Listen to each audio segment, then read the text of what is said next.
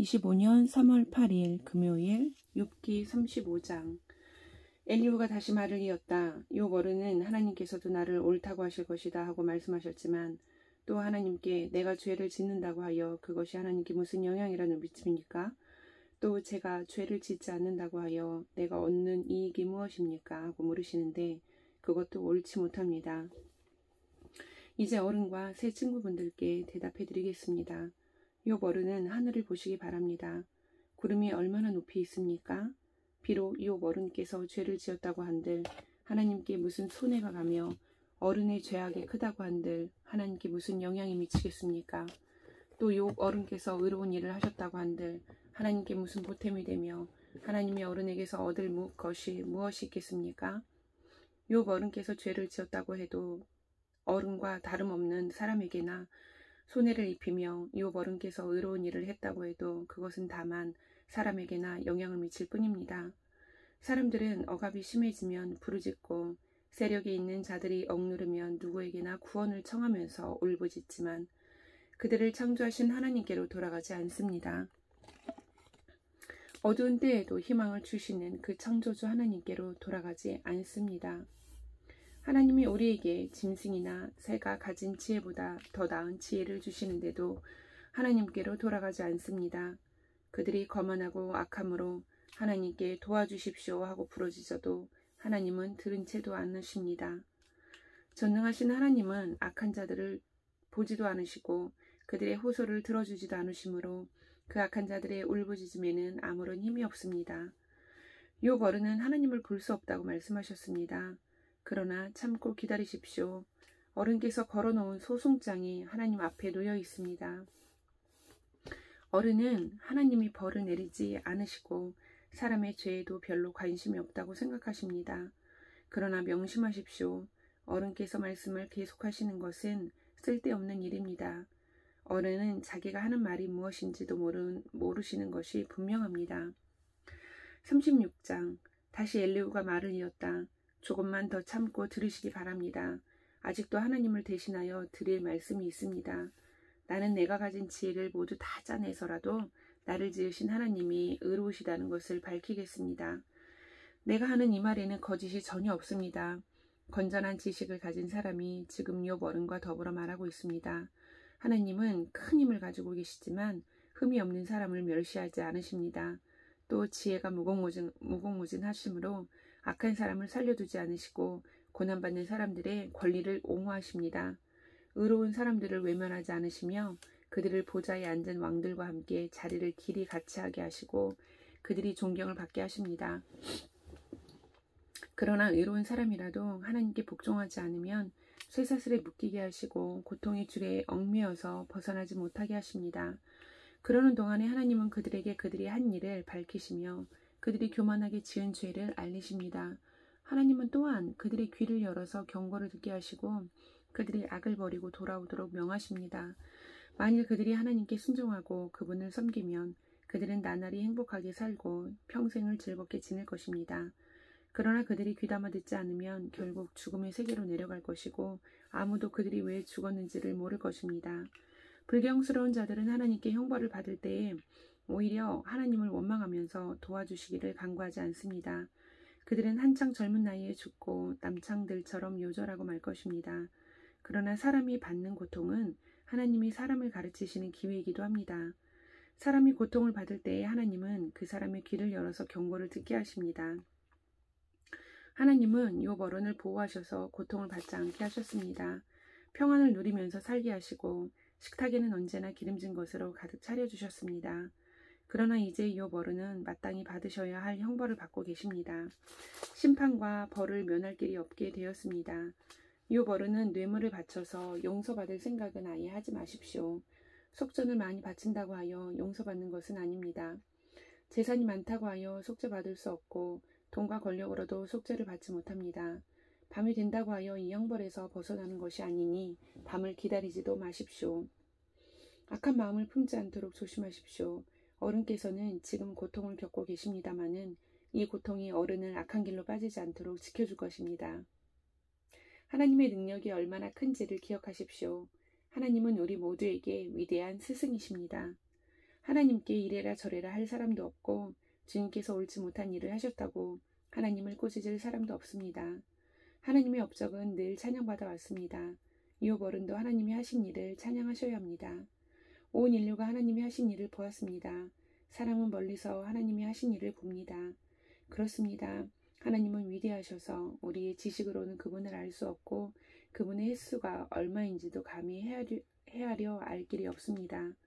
물을 증발시켜서 끌어올리시고 그것으로 빗방울을 만드시며 구름 속에 쌓아두셨다가 무사람에게 비를 내려주십니다. 하나님이 구름을 어떻게 펴시는지는 아무도 알지 못하며 그 계신 곳 하늘에서는 나는 천둥 소리가 어떻게 해서 나는지 생기는지 아무도 모릅니다. 온 하늘에 번개를 보냅니다. 그러나 바다 깊은 곳은 어두운 채로 두십니다. 이런 방법으로 사람을 기르시고 먹거리를 넉넉하게 주십니다. 두 손으로 번개를 쥐시고서 목표물을 치게 하십니다. 천둥은 폭풍이 접근하여 옴을 알립니다. 동물은 폭풍이 오는 것을 미리 압니다. 37장 폭풍이 나의 마음을 거세게 칩니다. 내부는 모두 하나님의 음성을 들으십시오. 그분의 입에서 나오는 천둥과 같은 소리를 들으십시오. 하나님이 하늘을 가로지르시면서 번개를 땅 이 끝에서 저 끝으로 가로지르게 하십니다. 천둥과 같은 하나님의 음성이 들립니다. 번개불이 번쩍이고 나면 그 위험찬 천둥 소리가 울립니다. 하나님이 명하시면 놀라운 일들이 벌어집니다. 도저히 이해할 수 없는 신기한 일들이 일어납니다. 눈에게 명하시면서 땅에 눈이 내리고 소나기에게 명하시면 땅이 소나기로 젖습니다. 눈이나 비가 내리면 사람들은 하던 일을 멈추고 하나님이 하시는 일을 봅니다. 짐승들도 굴로 들어가서 거기에서 눈비를 피합니다. 남풍은 북풍을 몰고 오고 북풍은 찬바람을 몰고 옵니다. 하나님이 쉬시는 숨으로 물이 얼고 넓은 바다까지도 꽁꽁 얼어버립니다. 그가 또 짙은 구름의 물기를 가득 실어서 구름 속에서 번개불이 번쩍이게 하십니다. 구름은 하나님의 명령을 따라서 뭉게뭉게 떠다니며 하나님이 명하신 모든 것을 이 땅 위에 어디에서든지 이루려고 합니다. 하나님은 땅에 물을 주시려고 비를 내리십니다.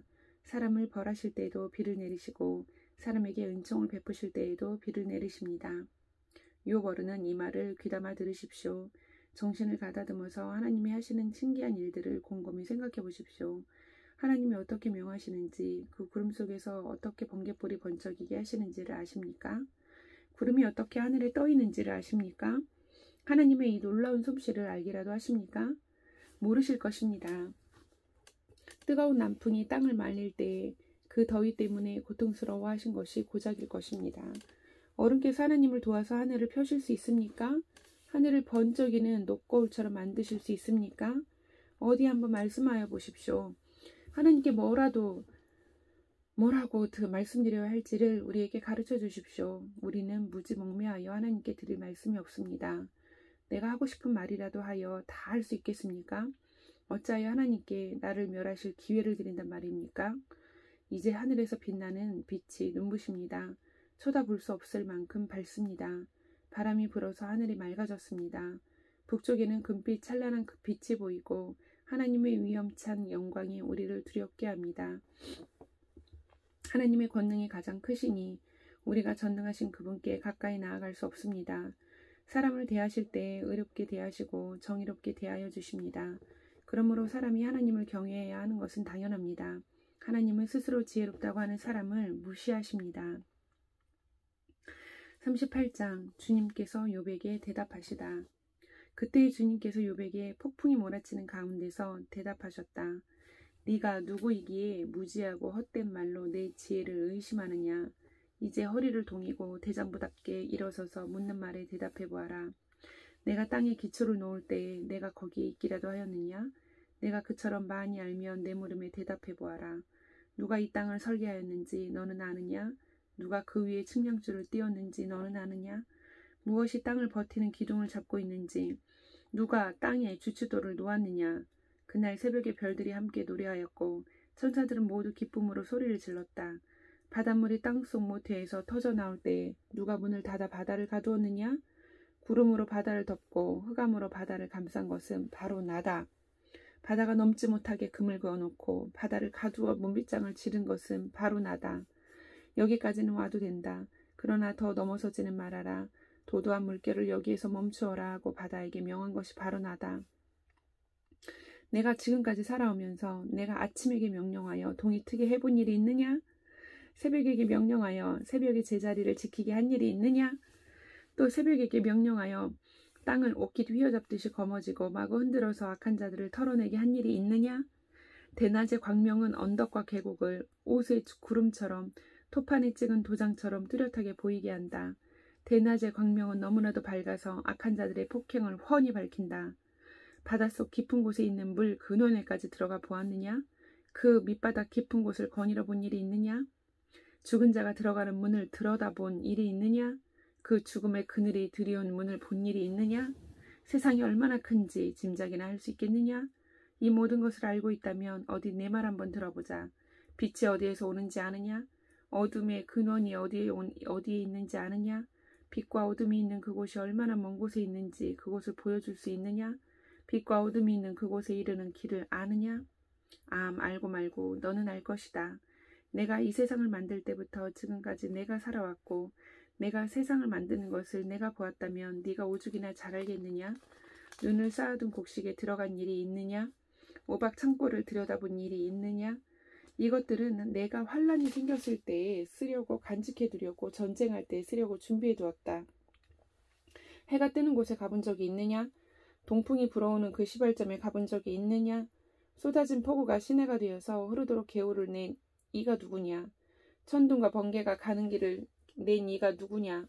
사람이 없는 땅, 인기척이 없는 광야에 비를 내리는 이가 누구냐? 메마른 거친 땅을 적시며 굳은 땅에서 풀이 돋아나게 하는 이가 누구냐? 비에게 아버지가 있느냐?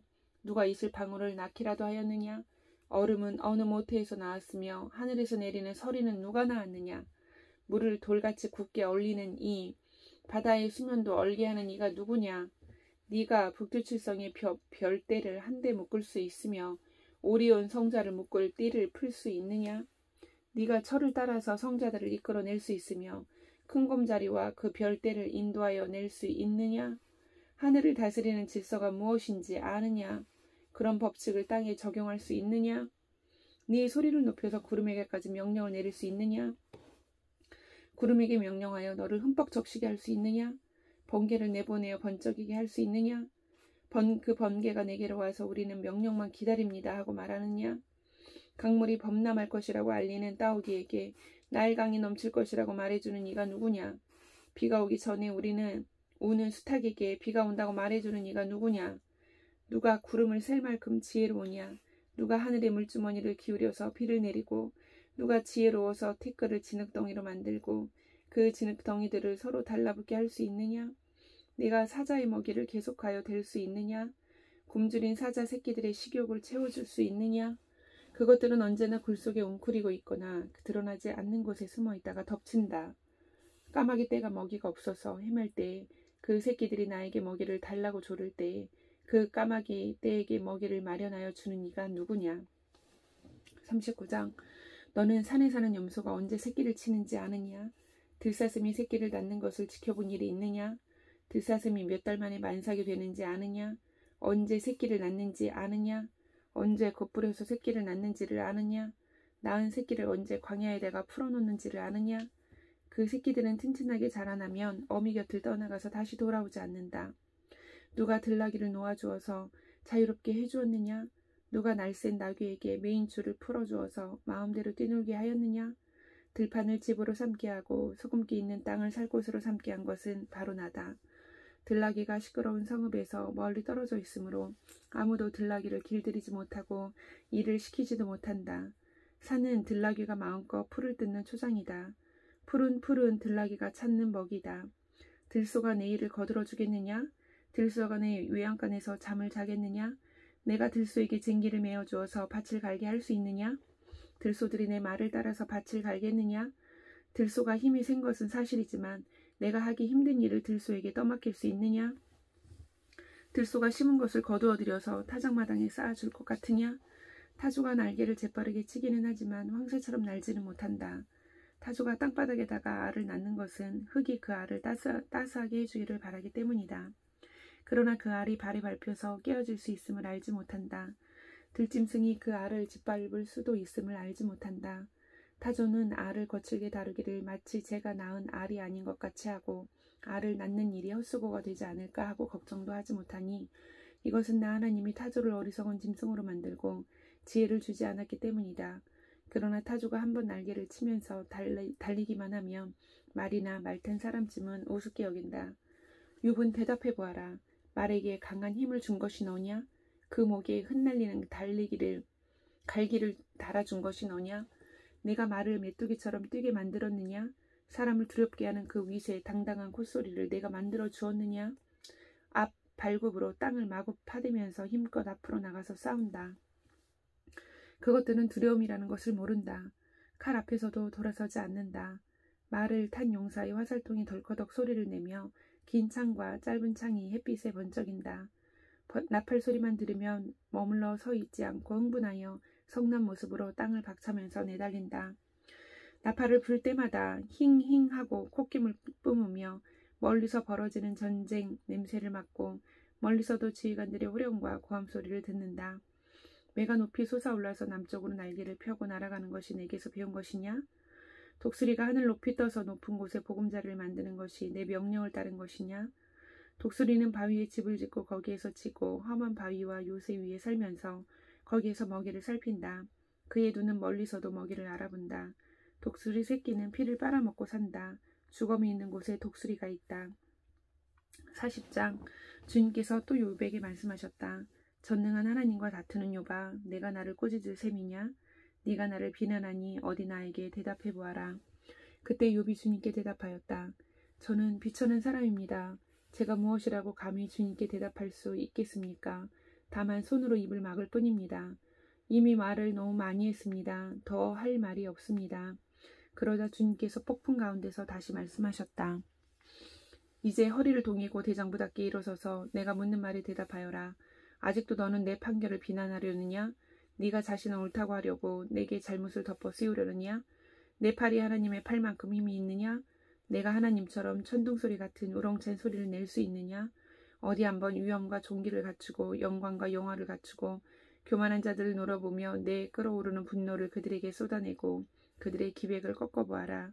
모든 교만한 자를 살펴서 그들을 비천하게 하고 악한 자들을 그 서 있는 자리에서 짓밟아서 모두 땅에 묻어보아라.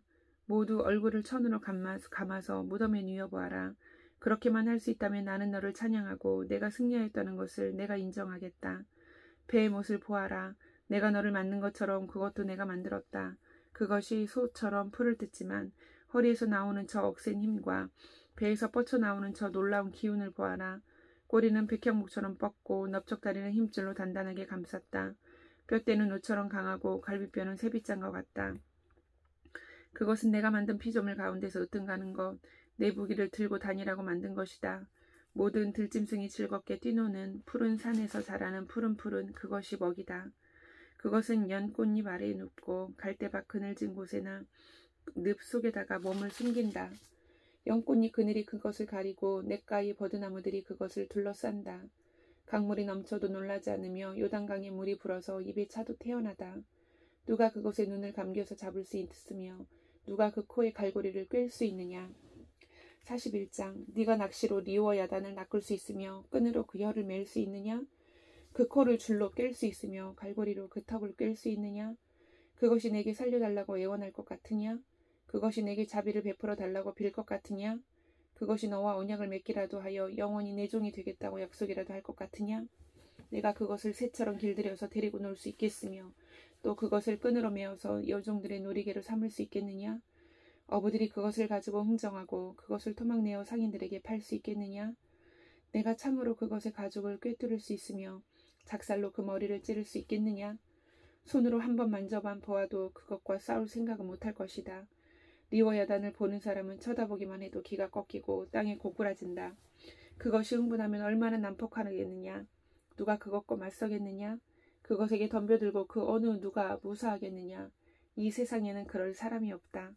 리워 야단의 다리 이야기를 어찌 빼놓을 수 있겠느냐. 그 용맹을 어찌 말하지 않을 수 있겠느냐. 그 늠름한 체구를 어찌 말하지 않고 지나가겠느냐. 누가 그것의 가죽을 벗길 수 있겠느냐. 누가 두 겹 갑옷 같은 비늘 사이를 뚫을 수 있겠느냐? 누가 그것에 턱을 벌릴 수 있겠느냐? 빙 둘러 돋아 있는 이빨은 보기만 해도 소름이 끼친다. 등 비늘은 그것이 자랑할 만한 것. 빽빽하게 짜여 있어서 돌처럼 단단하다. 그 비늘 하나하나가 서로 이어 있어서 그 틈으로는 바람도 들어가지 못한다. 비늘이 서로 연결되어 꽉 달라붙어서 그 얽힌 데가 떨어지지도 않는다. 재채기를 하면 불빛이 번쩍거리고 눈을 뜨면 그 눈과 불이 치켜 올라가는 모양이 동이 트는 것과 같다. 입에서는 횃불이 나오고 불똥이 튄다. 콧구멍에서 펑펑 쏟아지는 연기는 끓는 가마 밑에서 타는 갈대 연기와 같다. 그 숨결은 숯불을 피울 만하고 입에서는 불꽃이 나온다. 목에는 억센 힘이 들어있어서 보는 사람마다 겁에 질리고 만다. 살갗은 새로 입힌 듯이 약한 곳이 전혀 없다. 심장이 돌처럼 단단하니 그 단단하기가 맷돌 아래짝과 같다. 일어나기만 하면 아무리 힘센 자도 벌벌 떨며 그 몸부림치는 소리에 귀가 꺾인다. 칼을 들이댄다 하여도 소용이 없고 창이나 화살이나 표창도 맥을 쓰지 못한다. 쇠도 지푸라기로 여기고 노슨 썩은 나무 정도로 생각하니 그것을 쏘아서 도망치게 할 화살도 없고 무림매의 돌도 아예 바람에 날리는 겨와 같다. 몽둥이는 지푸라기쯤으로 생각하며 창이 날아오르는 소리에는 코웃음만 친다. 백가종은 날카로운 질그릇 조각과 같아서 타작기가 핥힌 진흙바닥처럼 지나간 흔적을 남긴다. 물에 뛰어들면 깊은 물을 가마솥의 물처럼 끓게 하고 바다를 기른 가마처럼 휘젓는다. 한번 지나가면 그 자취가 번쩍번쩍 빛을 내니 깊은 바다가 백발을 휘날리는 것처럼 보인다. 땅 위에는 그것과 겨룰 만한 것이 없으며 그것은 처음부터 겁이 없는 것처럼 지음을 받았다. 모든 교만한 것들을 우습게 보고 그 거만한 모든 것 앞에서 왕노릇을 한다. 42장 욥의 회개. 욥이 주님께 대답하였다. 주님께서는 못하시는 일이 없으시다는 것을 저는 이제 알았습니다. 주님의 계획은 어김없이 이루어진다는 것도 저는 깨달았습니다. 잘 알지도 못하면서 감히 주님의 뜻을 흐려놓으려 한 자가 바로 저입니다. 깨닫지도 못하면서 함부로 말을 하였습니다. 제가 알기에는 너무나 신기한 일들이었습니다. 주님께서 말씀하셨다. 들어라, 내가 말하겠다. 내가 물을 터이니 내게 대답하여라 하셨습니다. 주님이 어떤 분이시라는 것을 지금까지는 제가 귀로만 들었습니다. 그러나 이제는 제가 눈으로 주님을 뵙습니다. 그러므로 저는 제 주장을 거두어드리고 태클과 잿더미 위에 앉아서 회개합니다. 주님께서는 욥에게 말씀을 마치신 다음에 대만 사람 엘리바스에게 이렇게 말씀하셨다. 내가 너와 내 두 친구에게 분노한 것은 너희가 나를 두고 말을 할 때에 내 종 욥처럼 옳게 말하지 못하였기 때문이다. 그러므로 이제 너희는 수송아지 7마리와 순양 7마리를 마련하여 내 종 욥에게 가지고 가서 너희가 용서받을 수 있도록 번제를 드려라. 내 종 욥이 너희를 용서하여 달라고 빌면 내가 그의 기도를 들어줄 것이다. 너희가 나를 두고 말할 때에 내 종 욥처럼 옳게 말하지 않고 어리석게 말하였지만 내가 그대로 갚지는 않을 것이다. 그래서 대만 사람 엘리바스와 수아 사람 빌닷과 나아마 사람 소발이 가서 주님께서 그들에게 말씀하신 대로 하니 주님께서 욥의 기도를 들어주셨다. 욥이 주님께 자기 친구들을 용서해 달라고 기도를 드리고 난 다음에 주님께서 욥의 재산을 회복시켜 주셨는데 욥이 이전에 가졌던 모든 것보다 배나 더 돌려주셨다. 그러자 그의 모든 형제와 자매와 전부터 그를 아는 친구들이 다 그를 찾아와서 그의 집에서 그와 함께 기뻐하면서 먹고 마셨다. 그들은 주님께서 그에게 내리신 그 모든 재앙을 생각하면서 그를 동정하기도 하고 또 위로하기도 하였다. 그러면서 그들은 저마다 그에게 돈을 주기도 하고 금반지를 끼워주기도 하였다. 주님께서 욥의 말년에 이전보다 더 많은 복을 주셔서 욥이 양을 44,000마리, 낙타를 6,000마리, 소를 1,000결이, 나귀를 1,000마리나 거느리게 하셨다. 그리고 그는 아들 7과 딸 3을 낳았다. 첫째 딸은 여미마, 둘째 딸은 그시야, 셋째 딸은 게렌 합북이라고 불렀다. 땅 위에 어디에서도 욥의 딸들처럼 아리따운 여자를 찾아볼 수 없었다. 더욱이 그들의 아버지는 오라비들에게 준 것과 똑같이 딸들에게도 유산을 물려주었다. 그 뒤에 욥은 140년을 살면서 그의 아들과 손자 4대를 보았다. 욥은 이렇게 오래 살다가 세상을 떠났다. 아멘.